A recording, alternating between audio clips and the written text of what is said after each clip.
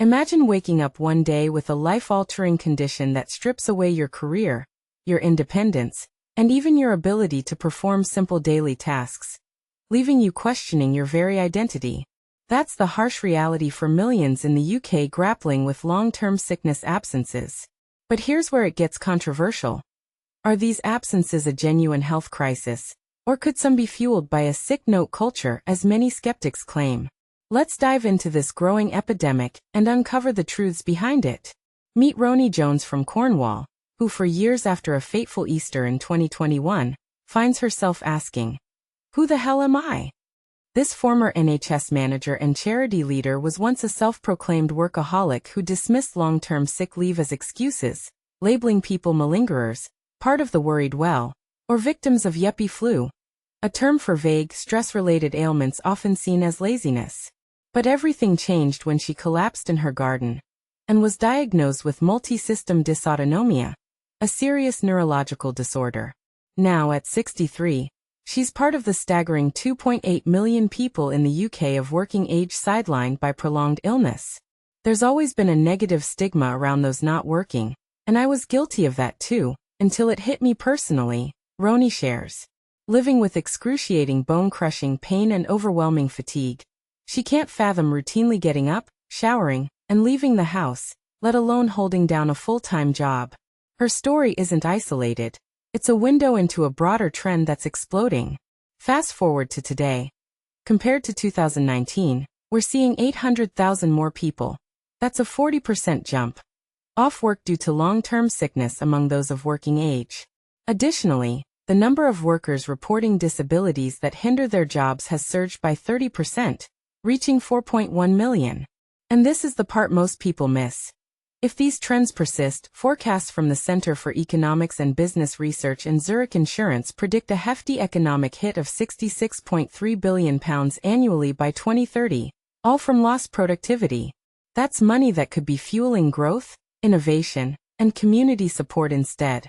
Dr. Adrian Hayter, a 61-year-old GP with 30 years at Runnymede Medical Practice near Windsor, has witnessed this rising trend firsthand since the pandemic's end. It's tempting to blame it on a simple sick note culture. But the reality is far more intricate, with multiple intertwined factors at play, he explains, urging us to look deeper. So, what's really pushing people out of the workforce? Picture a pincer movement. Health challenges striking from both ends of careers. On one side, mental health issues derail younger workers at the start, while musculoskeletal problems hit harder for those nearing retirement. Let's break it down, starting with conditions that reduce capacity but don't eliminate work altogether. Since 2015, the fastest growth has been among 16 to 34-year-olds, with 1.2 million more affected, a 77% increase, per Department for Work and Pensions data. Nearly half, about 530,000, cite mental health as their primary barrier. Just imagine, young adults in their prime, dealing with anxiety or depression that makes focusing or socializing at work feel impossible.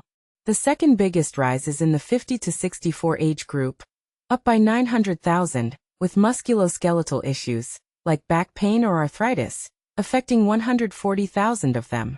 For beginners wondering what musculoskeletal disorders entail, think chronic joint or muscle problems that worsen with age or repetitive strain, often flaring up during daily activities. Now shifting to the 2.8 million completely off work, the causes mirror this pattern but add layers of complexity. Mental health tops the list, accounting for 28% according to the latest ONS data. Of these, 14% are aged 16 to 24, half fall between 25 to 50, and over a third, 36%, are 50 to 64. And this is where it gets really thought-provoking. While younger workers rank lowest in sick leave claims, Mark Rowland, CEO of the Mental Health Foundation, points out a sharp decline in young people's transition from education to employment. This carries enormous economic and social burdens, potentially worse than losing experienced workers in their 50s and 60s, because it prevents future generations from contributing, he warns. Musculoskeletal conditions come in second, impacting 21%, with 71% of cases in the 50 to 64 bracket. Other widespread issues across ages include chronic digestive problems like irritable bowel syndrome, circulatory diseases such as heart conditions, respiratory ailments, think asthma or COPD, and neurological disorders, like Raynaud's multi-system dysautonomia, which disrupts multiple body systems and can cause dizziness, pain, and fatigue. Diving into why mental health woes are so rampant, Rowland identifies 4 major megatrends. First, a positive shift. Reduced stigma means more people seek help, which is great, but it also swells reported cases. But here's the controversial twist. Economic uncertainty and widening inequalities play a huge role, backed by research linking low income to deteriorating mental health. For instance, in 2022 during the cost of living crunch, 21% of those without prior diagnoses told YouGov that financial worries were sparking feelings of depression. Dr. Hayter reports seeing more patients stressed by money woes or bosses in small firms passing on business pressures.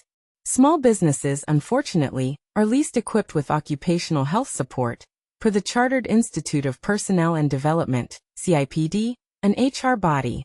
This often leads to more mental health-related sick notes. Hayter notes, adding fuel are global anxieties, from pandemics and climate change to ongoing conflicts, along with the unchecked sprawl of online life.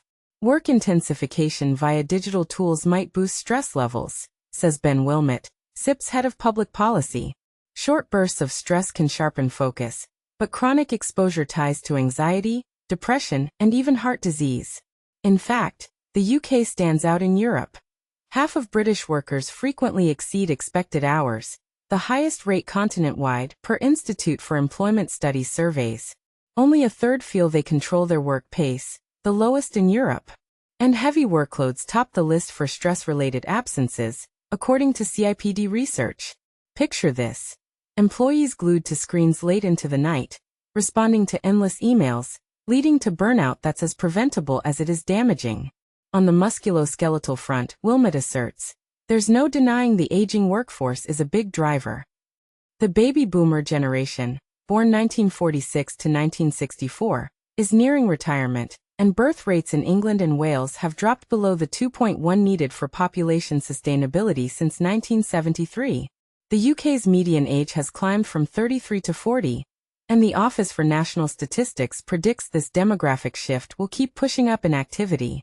Compounding this are soaring NHS waiting lists, which Dr. Hayter says exacerbate pain for his patients. Waiting while working intensifies both physical and mental strain, he observes. As of August, 7.4 million people were on the list, with 40% waiting over 4 months, reports the British Medical Association. A 2023 ONS survey revealed a third of economically inactive individuals are awaiting treatment, and among the employed, a third say it disrupts their jobs. Untreated physical issues can spiral into mental health problems too. 59% of long-term sick inactive people face moderate to severe depression. I endured profound grief. It's devastating to suddenly fall ill, Roni recounts.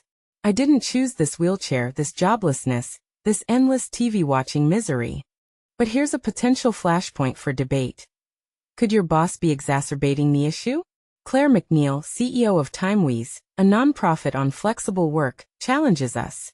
Are we truly examining job quality's role in rising sickness? Why aren't employers providing flexibility for young people handling mental health?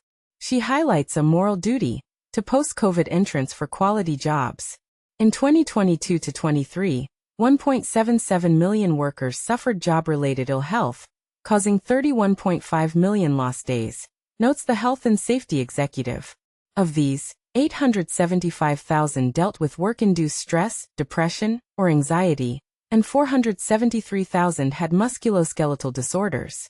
Employers and governments often overlook these, Hayter says, pointing to subpar management.